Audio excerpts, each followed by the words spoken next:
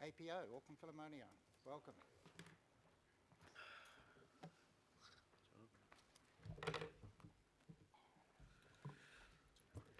Thank you. Can I start by saying good morning, everybody, and welcoming our chairman, Geraint Martin, who will begin today's presentation. Kia ora, everyone.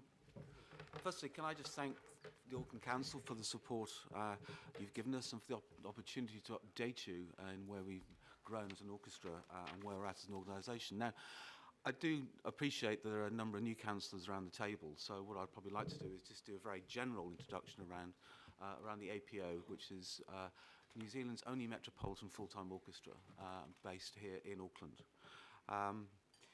Last year we did 61 main stage concerts, which is a great deal for an individual orchestra to undertake. And we appealed to very different audiences and to very different age groups with that. We also played for the opera, the ballet, the film festival, the Auckland Arts Festival, and for a few others such as Solio Mio. And also, of course, we played at your inauguration, which I think is a great way of tying the orchestra with the council. Last year, overall, over 100,000 people saw us live, and as a live vehicle, that's actually more people than went to see the All Blacks in Auckland, went to see the Black Caps in Auckland, and the Blues and the Warriors. But as I probably said before, actually, given the way that the Blues and Warriors are playing, it's probably not surprising. But on top of that, actually, what we've done is we've also touched an additional 50,000 people through our digital outreach program, so you can see live streaming of the orchestra, and also additional 36,000 people who come to see us through free community events and festivals. So that's a large number of people who we're touching and reaching. And it's not just the returning residents of Remoera who come and see us. Actually, to get to that number, what we do is we touch every community in Auckland, which is part of our metropolitan role. And to talk a little bit more about that, I'll hand you across to Barb as I see you. Thank you. So Geraint talked a bit about our reach, and I just thought I'd mention that's really only possible because we are New Zealand's only full-time resident city-based orchestra in New Zealand's biggest city. To be resident means we can have deep and lasting relationships with our audiences, with all our stakeholders, including council, with students and their teachers, with a variety of communities, and we're really proud of all of these relationships. Education is part of the picture of what we do as Auckland's full-time professional symphony orchestra, and strategically it sits hand in hand with our core work, which is to inspire and entertain the people of Auckland with great orchestral music of the past and of the present. And in doing that, of course, we contribute to making Auckland a vibrant city by ensuring that it has a strong cultural heart. And I thought I'd just pick up on the fact that Auckland Council has just endorsed the UNESCO application to become a city of music, which we think is fantastic. And also, you're all probably aware that the Mercer Livable City Quality of Living ratings have just been released last weekend, and Auckland comes in third in the world after Vienna and Zurich. It's one of only two cities that are not in Western Europe, and the other one is Sydney, and that's 10th, and we are third.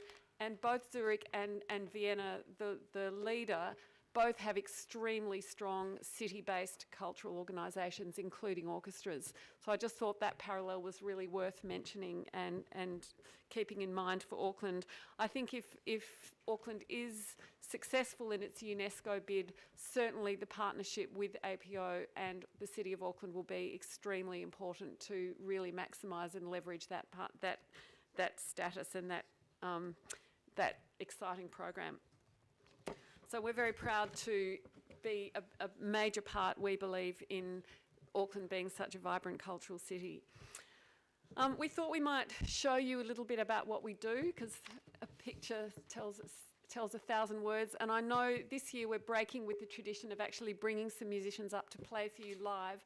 That's because our musicians are all involved right now in a rehearsal over the road at the AATS Centre for a performance at the Auckland Arts Festival tomorrow night with Rufus Wainwright. It's one of several engagements with Auckland Arts Festival that we have every year, and we're very excited to be part of the festival. So have a little bit of a look at what we do.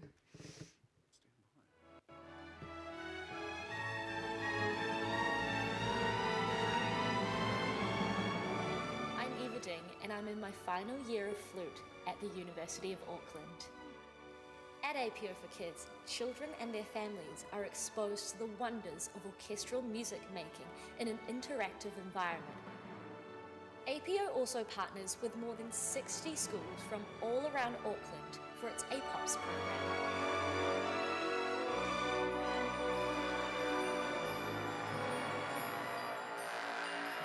Have you ever seen 150 kids dancing on stage with a full symphony orchestra?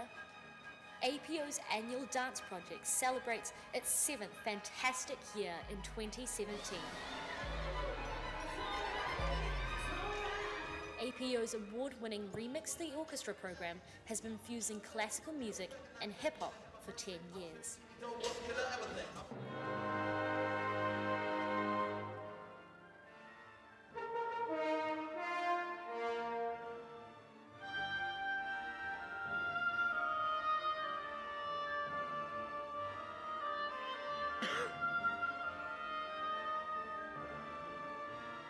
As a musician, APO Summer School marked my first serious connection with the APO. It's a week-long summer program for school-aged musicians to develop orchestral, chamber, and audition playing techniques.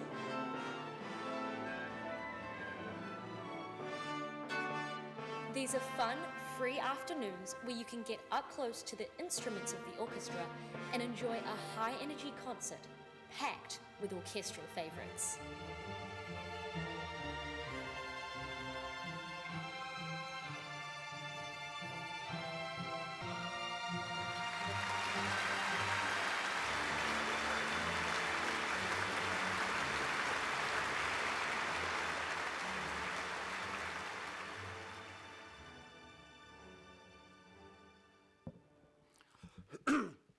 Hope that gives you a sense of what it is that we do in a more visual way than just hear people talk. I think the critical things that we're going through, we've got a new great music director who's taken the orchestra up to the next level. You know, I don't think it's any exaggeration to say that, you know, our peers are now the New Zealand Symphony, the Sydney Symphony, the Melbourne Symphony. We've moved into the town hall, which really puts us in the heart of life in Auckland. And we've always seek to ensure that we reinvent and redevelop ourselves to make us continually relevant. So not only did you see Vladimir Ashkenazi, one of the world's leading conductors, conduct the orchestra last season, and he doesn't just turn up for any old band, so that's a real sense of the orchestra coming of age. But also we did the final symphony, which sold at Aotea Centre, which is a piece of music put together of music from video games. And we did it at the same time. It was the, what's it called? Armageddon. Armageddon, thank you. I'm 55, I don't really do this. And actually it sold out to new audiences and people who've never been to orchestral concerts before but were very good at Armageddon video games. We did the Rat Pack, we played with the Top Twins, and collaborations with the Auckland Arts Festival with Nixon in China, and the Dance Project, as you saw, and the video of the Unwrapped Project. Interestingly, our education program now, the demand for us outstrips our ability to supply it. And that, I think, is a real testament to the joy and the interest that music brings to people's lives, and particularly to kids in terms of learning how to play an instrument. Our digital access has greatly improved with our live stream concerts, and the important thing is that we're using the new technologies to reach more and more people in a way that they want to reach it, rather than the way that we think they should be reaching it. And of course, we've increased and touched new audiences. This year, we're doing the tribute to David Bowie, and also you saw at the end the concert we did for the Chinese New Year with Tan Dun, which was a great success. Great, thank you. We also had this year for the first time presence at the Lantern Festival, and I think from that video you'll see that we are really trying to reach communities right across Auckland in many different culturally diverse ways. I thought I'd just talk a little bit about how we're spending ratepayer funds, because I know that's always of interest. APO raises 53% of its income, which is the money that we self-generate. That's very high for an orchestra. Generally, the benchmarks around the region for comparable orchestra sizes and comparable cities is around 66%. So we're really punching above our weight in terms of the money that we're getting in for ourselves. The money that we receive from Auckland ratepayers, quite a large part of it is paid straight back to Auckland Council through renting the town hall and our office building. We're in the town hall 99 days last year, and it's fantastic being in the town hall. And I'd like to also welcome and acknowledge quite a few of our staff who are now able to pop up and be with us. So hands up, guys. So great showing from the APO staff. We're all really, really happy to be here, so thank you for that. So we received a 0.6% increase, $20,000 this year, and that will go towards the increased rent that we're paying back to Auckland Council, but it won't cover all of it. A large part of what any orchestra does is involved with its musicians. So we employ more than 100 full-time equivalent people, probably, and I'm not sure about this, but probably that would be at the upper end, if not more than any other amenity, to have that many full-time equivalents. And so a large part of our core funding, both central government and local government, is invested back into our people, our musicians and our staff, and this in turn enables them to invest back into the community. It goes without saying that without our people we wouldn't have an orchestra. They're our greatest and most valuable asset, and they're not easily replaceable, and we need to look after them. Overall, our remuneration bill each year is about just over $6.5 million, and so even a 1% increase to our people costs $66,000. And it also is probably apparent to most of you that in an orchestra you can't just kind of strip people out and keep playing the same repertoire. You can't do a Beethoven symphony without a first flute player. Or, you know, you can't, if we've got a vacancy in the orchestra, we need to actually bring people in to fill those positions in order to be able to play the music. So we're different from some other art forms which can scale up and down according to the resources available. We have got a very high fixed number of people that are part of our organisation. Additionally, ARAFA funds cover the non-capital costs of running the music library, and the funds contribute to some of the projects that we do within the community. We think we're great value for money for ratepayers, and we're also very careful to align to some of Auckland Council's KPIs so that we're really making sure that that synergy is really a very real one. We have focused on 3 of the strategic directions in the Auckland Plan, creating a strong, inclusive and equitable society that ensures opportunity for all Aucklanders and putting young people first. And I think you will have seen that in the strength of our education program. Integrating art and culture into everyday life, and developing an economy that delivers opportunity and prosperity to all Aucklanders. So we can cite many examples of these, and in the folder that you've, I think, just been given, you'll see a list of all of the education activity that we did last year in and around the community, and not just people coming to us, but us going out into the community. There were 359 delivery days and sites in that document. So we're really out there doing a lot and we believe, doing our best for young people. I just wanted to mention two very quick highlights, and then we're happy to take some questions. First one is a Pacifica student from a Decile 1 school in South Auckland. This young man had never danced before, and when we did the first of our dance projects in 2011, he basically he was suspended from school, but actually was allowed back to participate in this dance project. Fast forward 7 years, he took his dance, discovered his passion, took his dance and went overseas to study, and he's just become named as Dancer of the Year in Germany. I mean, it's an incredible achievement for a kid who really, before involvement with our program, didn't have that sort of ambition and didn't realise that he had that sort of talent.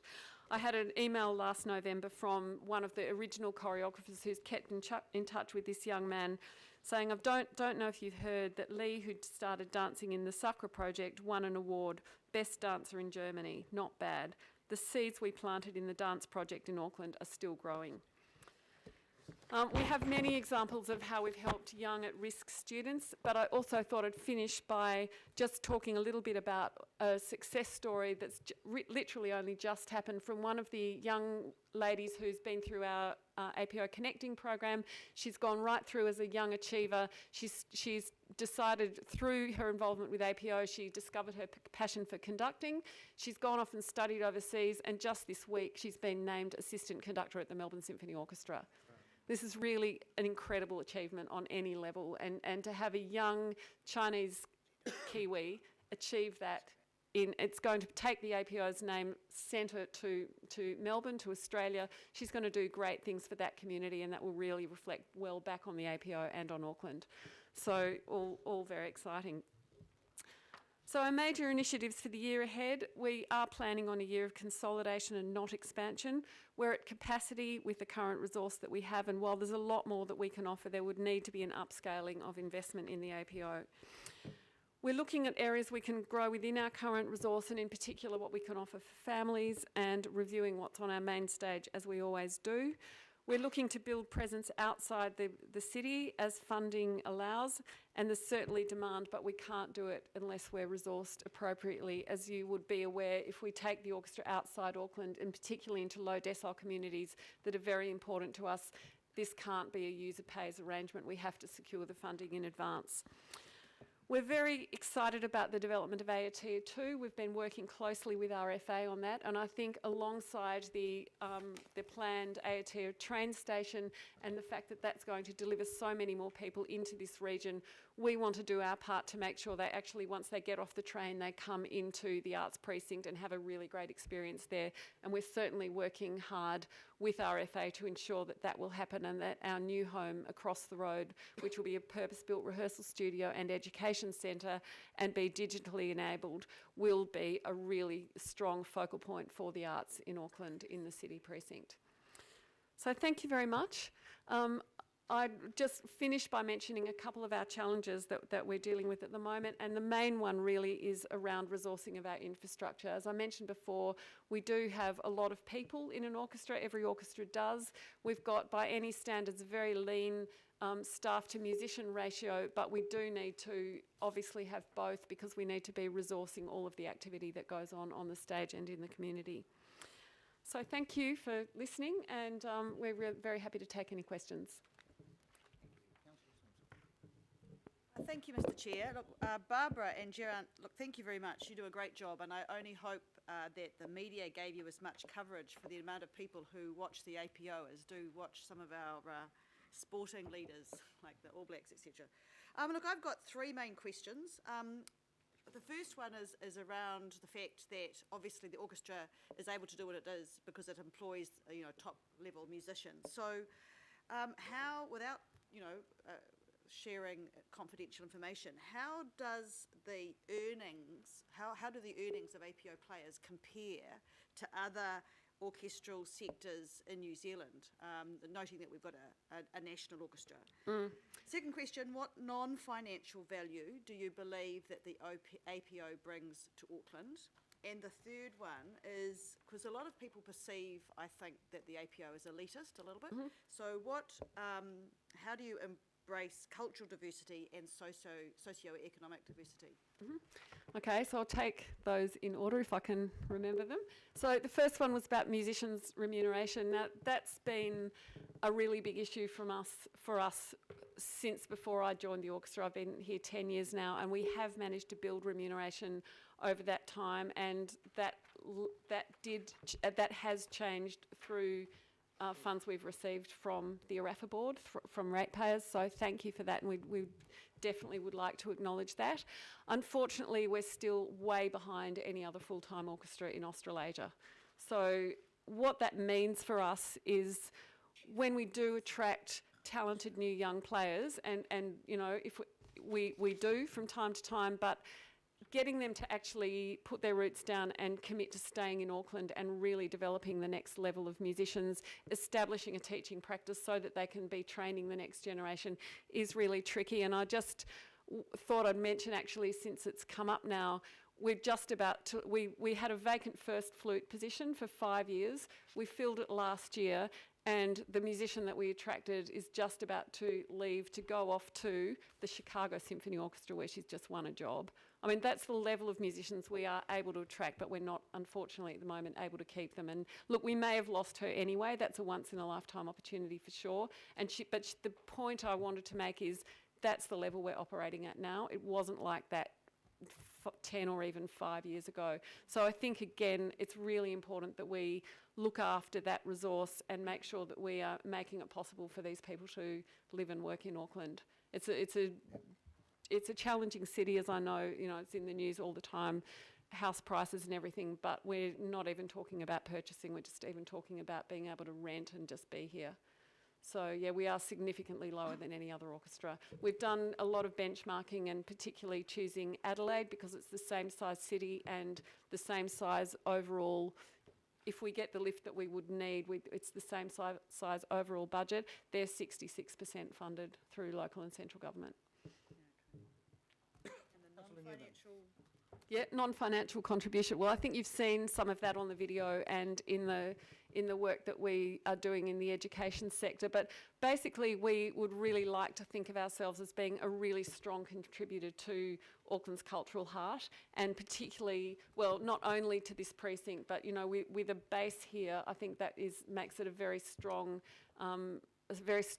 starting point, and it's equally important to us to be out in all of the communities that we're servicing and all of the, you know, being the orchestra for all of Auckland.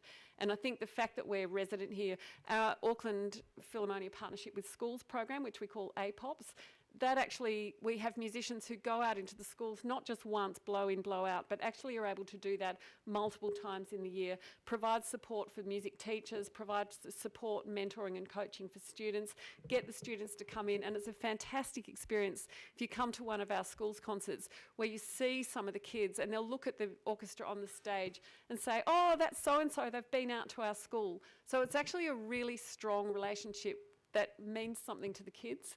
And I think that's something that we're really proud of, and one of the ways that we contribute, you know, non-financially to the city. We obviously also do a lot of free activity for low decile communities in north, south, west and central Auckland. And again, I think they're very, very well attended, and something that we're very proud of doing. And the last question. It's the elitism, you know, how do you, and the ethnic diversity, really. Yep. So ethnic diversity, I think you saw Māori, Pacifica and Chinese involvement just on that video, and that's something we're very aware of. We've got a strong presence in South Auckland and very much looking after fostering that relationship, as I'm sure you know, Councillor Collins, and we are very serious about that. A quarter of all of our activity, our education activity, takes place in South Auckland. A lot of it is activity we have to fundraise separately for because it's not covered by our core funding. Yeah. Barbara, I think I'll have to, so we've got two more questions. We're running an hour and Yep. a quarter late, so Councillor Newman, a brief question, and Councillor Walker. Okay, Michael. Thank you, Mr. Chair, and acknowledging Barbara and Geraint and the board and all the performers, and also acknowledging Angela Dalton, who's here, because Angela was instrumental in acquiring the funding that allowed you to come to Manukau and Yes. Homestead. I would like to see that outreach continue, and I would really like to see continued conversation with you where you are able to come and present opportunities to look for that third-party sponsorship over and above what your core funding provides for, to enable that, because it was wonderful to see, and the young people were very keen on it. So you're able to really continue to focus on that, because I think there'll be a number of people around this table, but also in the community, who'd be very keen to hear from you. Yes, we're absolutely planning on continuing to focus on that. And do you have a schedule of proposed events and times that you know, for when you could do these concerts, or is it entirely contingent on getting that funding first and then planning? Yes, it is contingent on, apart from what we have in our core program, which I think you have in those folders, anything extra that we do, we need to find the funding first for it. Okay. Thank you, Barbara. Thank you, Wayne, for not asking questions. Barbara and Geraint, thank you very much. Very Thank full, you. as usual.